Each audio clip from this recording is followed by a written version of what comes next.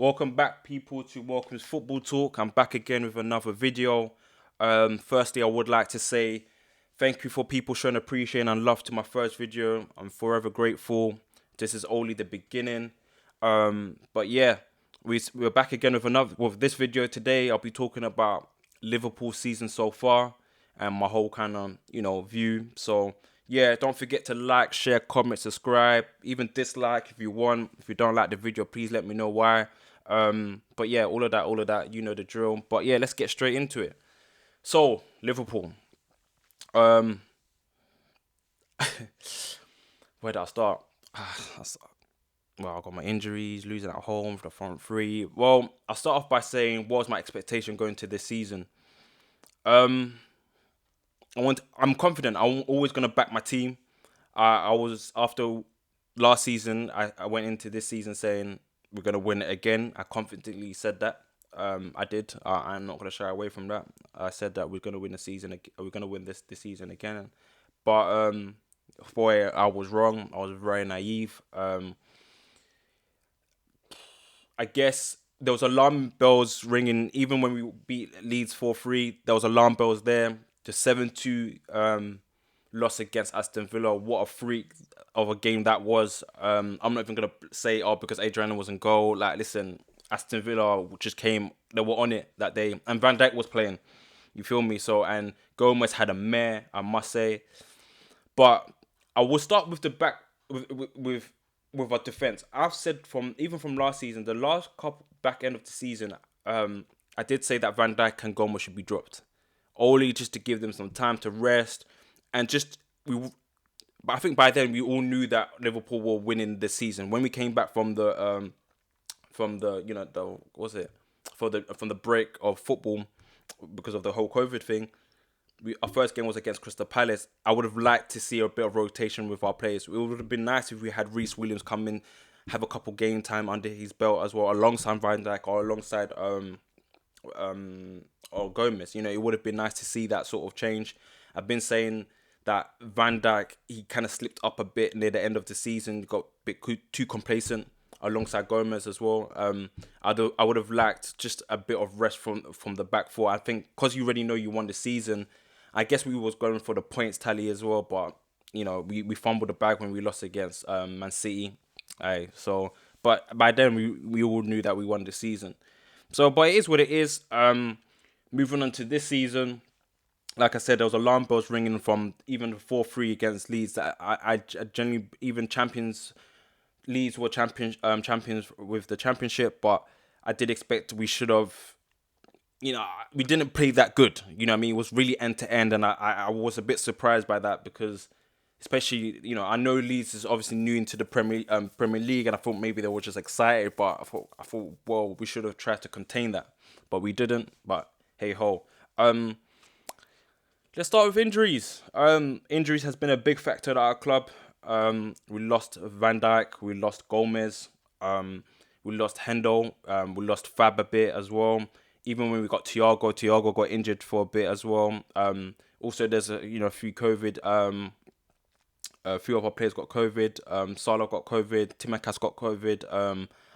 Did Mane get COVID? No. Thiago did get COVID as well. So obviously, a lot of disruptions during the first half of the season. But yet, we were still a bit confident. The 7-0 against Crystal Palace, you feel that was a bit confident as well. We beat Arsenal 3-1 with Diogo Jota scoring on his debut, which was good. But I guess in my head, I was like, okay, we're not playing that great, but we're still in the top four.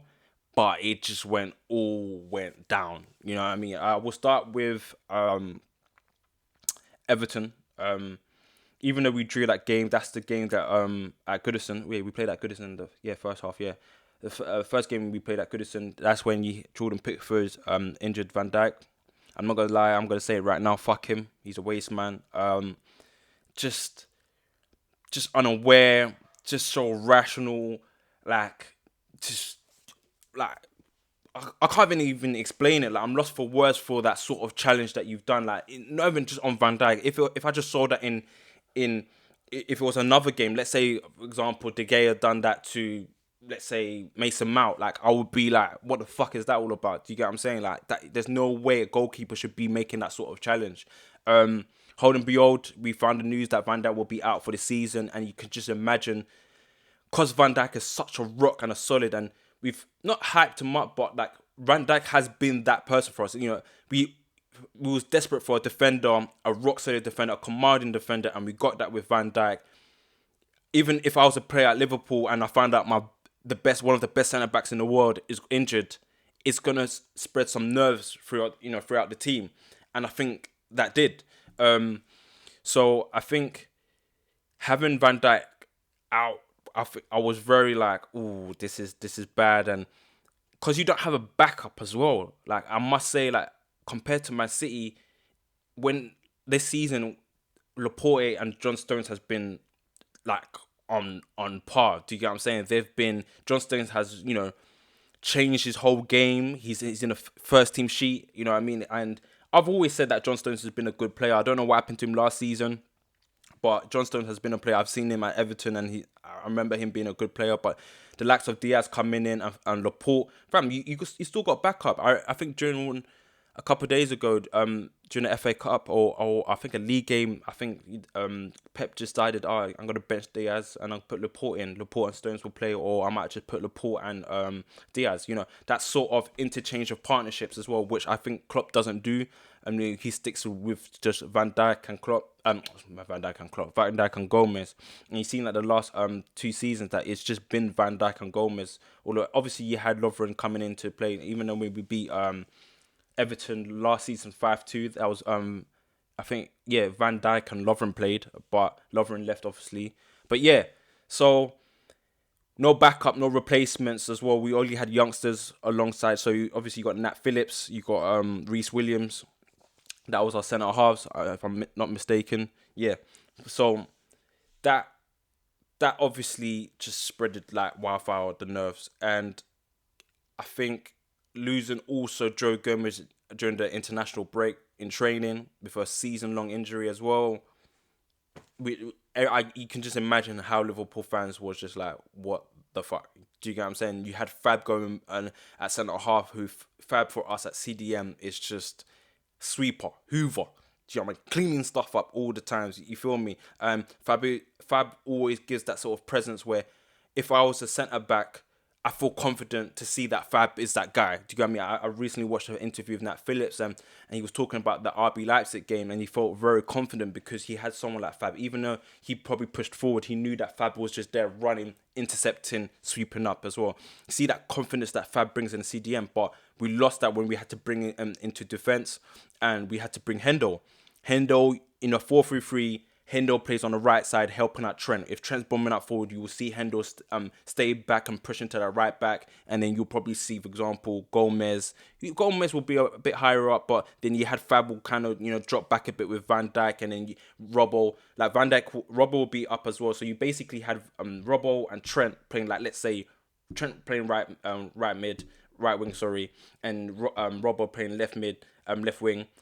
Then you basically see Fab, Van Dijk and Hendo. So do you see that sort of security as well? Do you get what I'm saying? Because obviously we use Robbo and Trent for the delivery in the box as well. They are our attacking threat as well, attacking fullbacks. So they are, and we had to lose that. And that's why we see Trent had to defend much more. People say, "Oh, Trent is not a defender." Well, it's never been his game to defend. Our system plays well with Trent and pushing up forward as well, and Hendo covering him, but we didn't have that. So it was crazy, and you can see the likes of games. So when we lost against Southampton, when we lost against Brighton, when we lost against who else did we lose against? Fam, we lost against Burnley. We drew against Fulham. Even when we lost against Fulham, fam, and even Everton. Everton came back with a 2-0 score, 2-0 to the Everton. Fam, you can see that our whole back line, and it was just nervous and just not prepared for that. And that spread it to our midfield, and that spread it to our front three. And a whole game. Yes, people say Liverpool has possession. But I remember one of the commentators were saying, you give you go half time with Liverpool 0-0, you have a chance of winning the game, and that's what Brighton done. They stuck it out, played a low block, defending. Had one opportunity during the second half, got that opportunity 1-0, and they just sit back. We drew against Newcastle as well. That was 0-0. No creative. Fam, let me just even move on to the front three. People will scapegoat Bobby. Nah, it's Mane, it's Salah. Do you get what I'm saying? Bobby is the guy. I've always said, if you watch Liverpool, Bobby's the guy that links up to play with the midfield and the front three. Let's not the game against West Ham when we beat them 3-1 at the London Stadium. Firmino was the spark of that. Even if you see the last goal, Gini Wijnaldum, Firmino was the heart of that goal, and he's that ticky tack. He's the guy that will run back to near almost to the defense and get the ball and push up forward. You feel me? And feed into Mane and Salah. I think it's Salah and Mane that are just not. They're just not with it this season. You feel me? Even though Salah's the top scorer, I feel like his game has just changed a bit as well. He's tracking back a bit more. I think the last couple of games he's been playing well, but the games where we was just having a stinker, Mane is usually that guy that people say if Salah's not having a good game, Mane is usually the guy that kind of brings everybody in, especially that link-up play that he has with Robbo. Even this season, I haven't really been seeing that, and it's been very, very hard to see and hard to watch our team go like this, especially because of the back end of winning the Prem, and we're going so ruthless, especially the season before we missed at 1 point and gone again this last season to win the Prem. Come to this season, I think we just see when you get high, there's always some sort of come down, and I think that was it, and that come down was this. This is just like this is just a lot, especially how demanding this season has been, back to back. We won the Prem, then after a couple months later, we're back again with a new season. So demanding, and I think a lot of the fatigue and tiredness have caught up. I'm not saying that as that's an excuse for our poor games, because there's certain games that you would think we should have won. Games like Southampton, games like Brighton, games like Fulham, games like Newcastle. Especially look where's Newcastle? Newcastle near the bottom of the table. Do you know what I mean? Steve Bruce is having a nightmare with that team, but we couldn't do nothing. Even though I think Sam Johnson had a good game against Newcastle, we should have tried to get one. You know what I mean? I remember last season, who did we face? I think we face Burnley, and Robbo got the second goal. Do you know what I mean? We still just keep on going. But for that, I feel like with us, we just slacked off. Just slacked off. Just decided, fuck it. It is what it is. So yeah, which is very hard to see. So I'm just gonna move on to top four. Is it realistic? Who knows, man? Who really knows? I'm not really expecting too much. I would like us to get top four, definitely, but would we get top four? That's a whole nother conversation.